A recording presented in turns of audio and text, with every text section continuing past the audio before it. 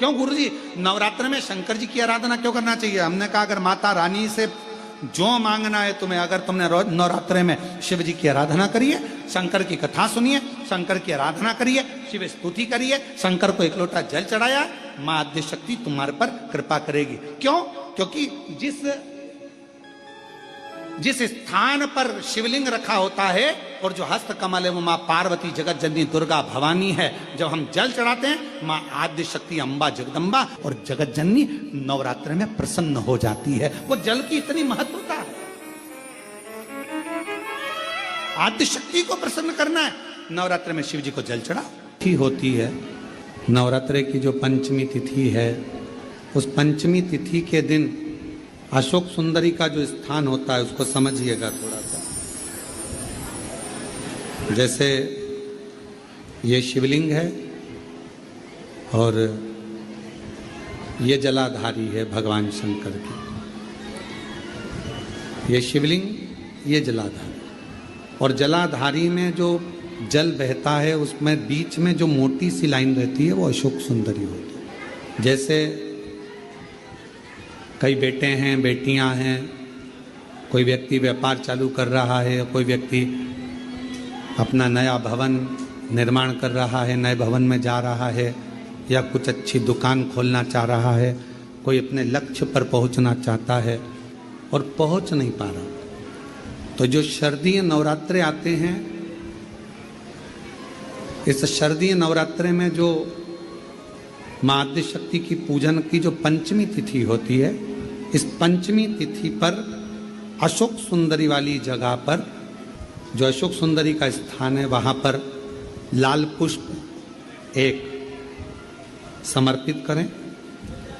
जो जलाधारी है मां पार्वती जगत जननी जगदम्बा अम्बा भवानी मैया दुर्गा का हस्त कमल, इस पर 7 जगह पर कहीं पर भी लाल चंदन की बिंदी 7 स्थान पर कहीं पर भी रख दी, और 1 लोटा जल शिव जी को पंचमी के दिन, नवरात्रि की शारदीय नवरात्रि की पंचमी के दिन कामना करते हुए उत्तर की ओर मुख कर अर्थात यहाँ बैठते हुए शिव जी पर जल चढ़ाना प्रारंभ करें, और अपने मन की कामना कहकर बाबा के पास में जो लाल पुष्प समर्पित करा है उस पुष्प को अशोक सुंदरी वाली जगह से वापिस लेकर आ जाए।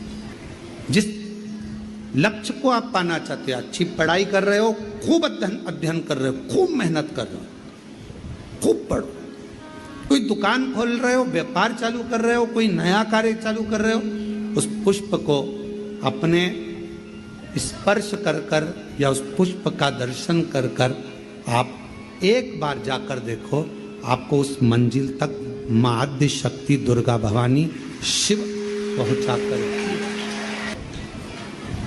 और एक निवेदन करूं आप लोगों से कि बन सके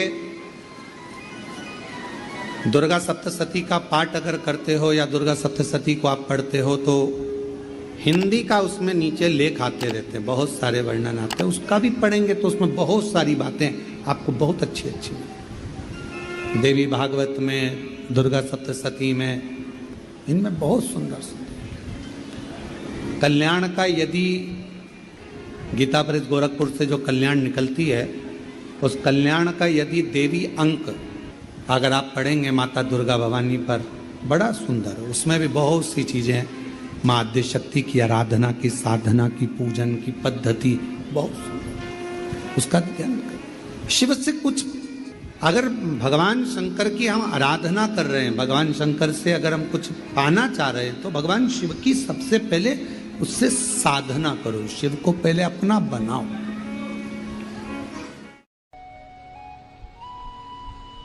और नवरात्रे में भी देवी की आराधना का एक स्मरण का सुख है महाराज। ज्योत का विधान है, नवरात्रे में देवी की ज्योत लगती है, अखंड ज्योति लगती है, जवारे बुआए जाते हैं, कलश लगता है।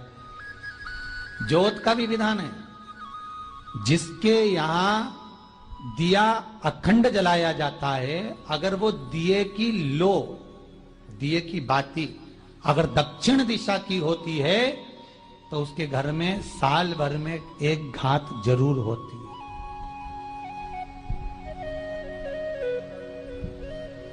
जो दिया अखंड जलता है उसकी बाती का मुख दक्षिण का नहीं होना चाहिए। अगर आपने देवी भागवत का स्मरण कराओ, देवी भागवत को अगर सुना हो, तो देवी भागवत में स्पष्ट किया गया कि पूर्व की ओर मुख करा हुआ दिया, अर्थात पूर्व की ओर ज्योत जो जलाई जाती है वो संपदा की वृद्धि करती है। पश्चिम की ओर मुख कर कर जो ज्योत लगाई जाती है महाराज वो वैभव को देती है, और उत्तर की ओर जो मुख कर कर ज्योत जलाई जाती है, उत्तर की ओर जो ज्योत का मुख रहता है वो आयु की वृद्धि करती है, घर में अकाल मौत को रोकती है।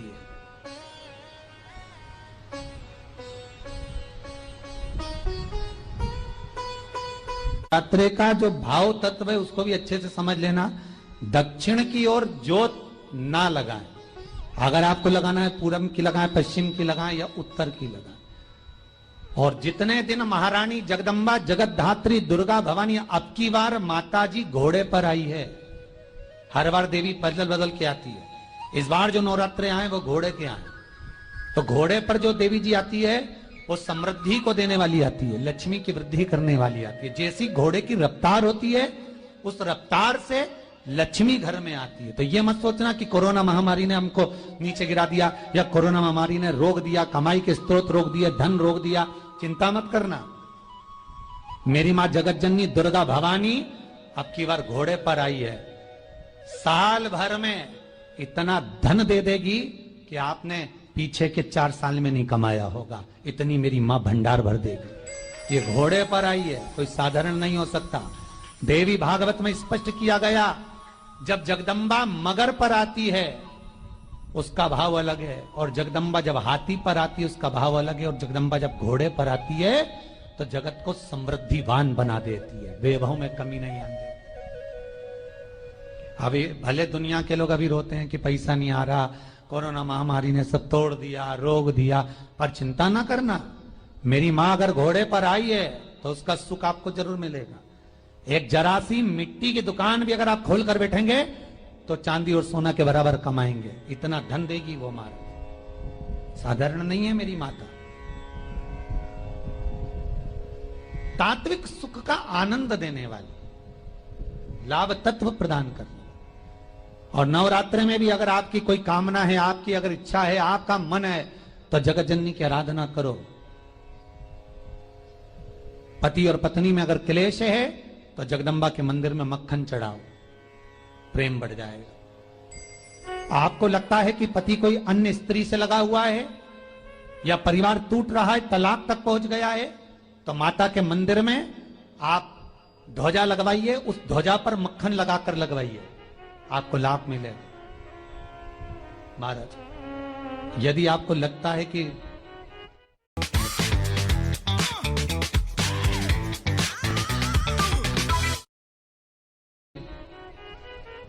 बच्चे बहुत ज्यादा अपशब्द बोल रहे हैं, मुंह चला रहे हैं और प्रेम नहीं रख रहे, तो माता के मंदिर में लाल पुष्प, लाल चंदन और लाल चूड़ी मां को समर्पित करिए, प्रेम बढ़ेगा। बच्चा कभी आप जी से कम नहीं बोलेगा, प्रेम की भाषा निकलेगी मुंह से। मां जगत जननी की आराधना, जगदम्बा की उपासना। नवरात्रे में 9 दिन में से कोई एक दिन ऐसा ले लो जिस दिन कन्याओं का भोजन कराओ। साथ साधना करने से नवरात्र में शक्ति का बल बढ़ता,